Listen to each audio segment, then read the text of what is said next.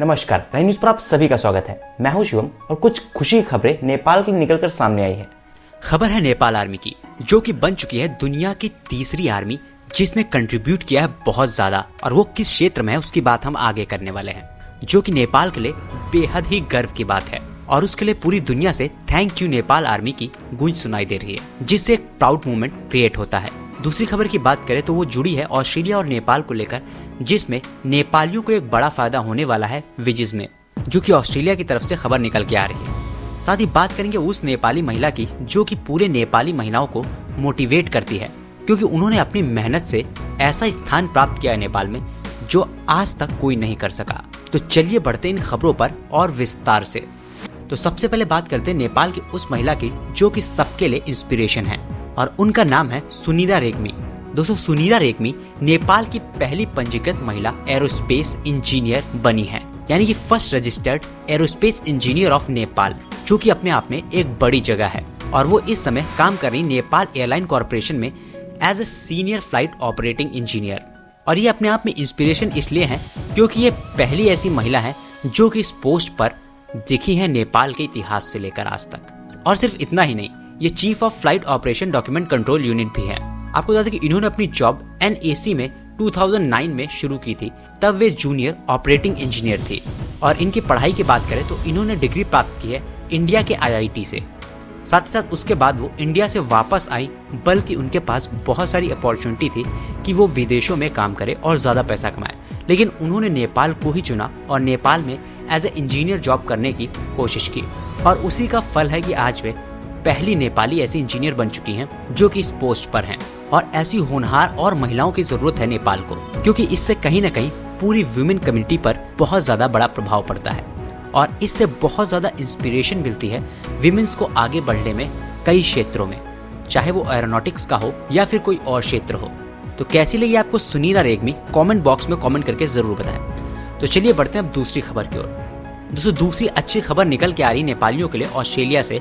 जो भी नेपाली इस समय ऑस्ट्रेलिया में रह रहे हैं उनके लिए बहुत ही अच्छी खबर है, क्योंकि ऑस्ट्रेलियन गवर्नमेंट ने डिसाइड किया है कि वो इंक्रीमेंट करेंगे वेजेस का सभी वर्कर्स की 2.5%। तो इस नए वेजेस सिस्टम के हिसाब से फेयर वर्क कमीशन ने ऑर्डर किया ऑस्ट्रेलिया में 2.5% increment in the minimum wages, यानी कम से कम वेजेस में 2.5% का इंक्रीमेंट होगा, जो कि हो गया 20.33 ऑस्ट्रेलियन डॉलर पर आवर। तो अब जो न्यू मिनिमम वेजेस यानी कम से कम जो पैसा मिलेगा हर हफ्ते वर्कर को, वो होगा $772.6 पर हफ्ते, जो कि करीबन $19 का इंक्रीमेंट है ऑस्ट्रेलिया के वर्कर्स पे। और ये बड़ी खुशी की खबर है तमाम लोगों के लिए जो कि ऑस्ट्रेलिया में काम कर रहे हैं, इंक्लूडिंग नेपालीज भी। तो कैसी लगी आपको ये खबर? कमेंट बॉक्स में कमेंट करके जरूर बताएं। तो अब बात करते हैं तीसरी खबर की, जो कि है नेपाल आर्मी को लेकर। दोस्तों, अच्छी और बड़ी खबर नेपाल आर्मी के लिए निकल कर ये आई है कि नेपाल की army 3rd highest rank hold करती है कंट्रीब्यूशन करने में वर्ल्ड पीस में। जी हाँ, क्योंकि नेपाल की army 3rd highest troop contribute करती है UN पीस कीपिंग प्रोसेस में, जिसमें नेपाल की आर्मी के सोल्जर्स हैं वो हैं 5686 सोल्जर्स। और इसके लिए ही UN पीस कीपिंग ने नेपाल की आर्मी को थैंक यू भी कहा है। थैंक यू कहा है नेपाल की आर्मी को, नेपाल की पुलिस को और नेपाल की APF को, क्योंकि ये छोटी बात नहीं है, क्योंकि ये बहुत बड़ी बात है कि आप अपने देश को छोड़कर दूसरे देशों में पीस के लिए, प्यार के लिए जगह बना रहे हैं। और कहीं ना कहीं हर जगह पर शांति को क्रिएट करने के लिए UN पीस कीपिंग काफी ज्यादा मददगार है, और उसमें नेपाल का भी एक बहुत बड़ा रोल है। भले ही नेपाल छोटा सा देश है, लेकिन नेपाल का पीस कीपिंग का जज्बा बहुत बड़े देशों से भी बहुत बड़ा है। इसीलिए UN पीस कीपिंग कहता है thank you Nepal for your service और सेक्रीफाइस, जिससे कहीं ना कहीं नेपाल के हर शख्स को गर्व महसूस होता होगा।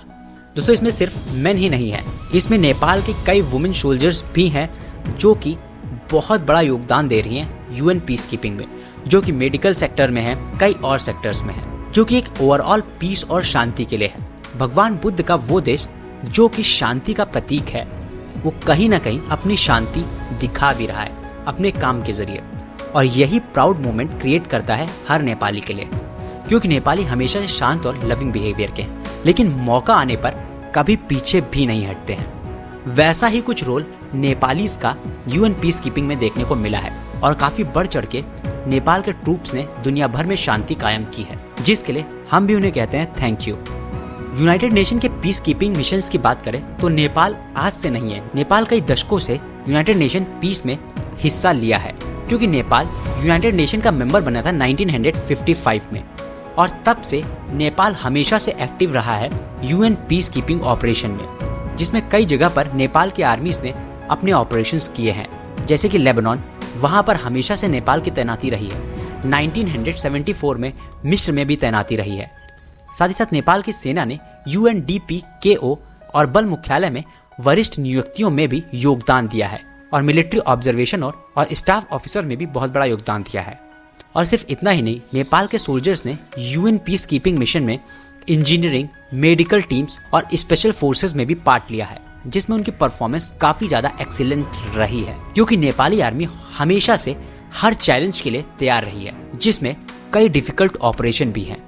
और सिर्फ इतना ही नहीं, नेपाल के करीबन 76 गोरखाओं ने इसमें अपनी जान भी गंवाई है, और करीबन 66 सोल्जर्स डिसेबल भी हो गए हैं, यानी कि उनके हाथ पैरों में ऐसी चोट भी आ गई, क्योंकि कई बड़े काम करने पड़ते हैं इन सोल्जर्स को, जैसे बॉम्ब डिफ्यूज करना, माइंस डिफ्यूज करना, कई जगह मिशंस में लोगों को बचाना। तो ये पीस कीपिंग मिशन बहुत कठिन होते हैं, और हम इन 76 लोगों को भी सैल्यूट करते हैं जिन्होंने अपनी जान गंवाई है, और इन 66 लोगों को भी जो कि कहीं ना कहीं घायल हो गए हैं ऐसे ही मिशन में। आपकी क्या है इस पर राय, और आप किस तरह से इनको सैल्यूट करना चाहते हैं, कमेंट बॉक्स में जरूर लिख के बताएं।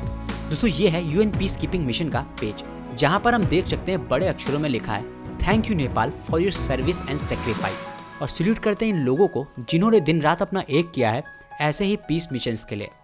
दोस्तों, ये है यूनाइटेड नेशन का पेज, जो कि सिर्फ नेपालियों के लिए डेडिकेटेड है, जहां पर लिखा है कि नेपाल ने करीबन 6 डेकेड से अपनी सर्विस दी है यूएन पीस कीपिंग में, जिसमें यहाँ पर लिखा है कि नेपाल मैन और वुमेन ने काफ़ी ज़्यादा सेक्रीफाइसेस किए हैं, जिसमें 76 नेपाली सोल्जर्स ने अपनी जान गंवाई है अंडर यूएन फ्लैग, यानी कि यूएन पीस कीपिंग मिशंस में काम करते करते। और ये तस्वीर है दिसंबर 2004 की बुरुंडी की, जहाँ पर यूएन ऑपरेशन में नेपाली सेना के जवान जा रहे हैं। और ये तस्वीर है पीस कीपिंग सर्विस की, जो कि जुबा की है, जब वहाँ पर अर्थक्वेक आया था 2015 में, और वहाँ पर डिजास्टर मैनेजमेंट के लिए नेपाल की आर्मी पहुंची थी यूएन की तरफ से। ये तस्वीर है नेपाली महिला सोल्जर्स की, जो कि है जून 2018 की, जो कि पेट्रोल कर रही थी मेस्टेरी, जो कि वेस्ट डार्फर में है। यह है नेपाली मेंबर्स जो कि सर्व कर रहे हैं माले में, जहां पर वो क्लियर कर रहे हैं एक एयरपोर्ट के पास लगी हुई बिछी हुई माइंस को। तो आप समझ सकते हैं कितना खतरनाक है ये काम। पैर के नीचे कहीं भी माइन हो सकती है, और वहां पर सर्विस दे रहे हैं जाबाज गोरखा। तो यही कुछ तस्वीरें हैं जो कि जाहिर करती हैं कि नेपाल की आर्मी ने कितना काम किया है United nation peace keeping missions में, क्योंकि इससे दिल गर्व से चौड़ा हो जाता है कि कहां तक की नेपाल की पहुंच है। भले ही नेपाल छोटा सा देश है, लेकिन नेपाल का पीस कीपिंग का जज्बा बहुत बड़े देशों से भी बहुत बड़ा है, क्योंकि यहाँ पर जन्मे हैं शांति के देवता गौतम बुद्ध, और वही शांति कहीं ना कहीं देखने को मिलती है हर नेपाली में। तो कैसी लगी आपको ये रिपोर्ट, कमेंट बॉक्स में कमेंट करके जरूर बताएं। साथ ही अगर आपने इस चैनल को सब्सक्राइब नहीं किया तो चैनल को सब्सक्राइब कीजिए और बेल का आइकन जरूर दबा लें, ताकि लेटेस्ट अपडेट आपको ऐसे ही मिलती रहे। धन्यवाद। NI news.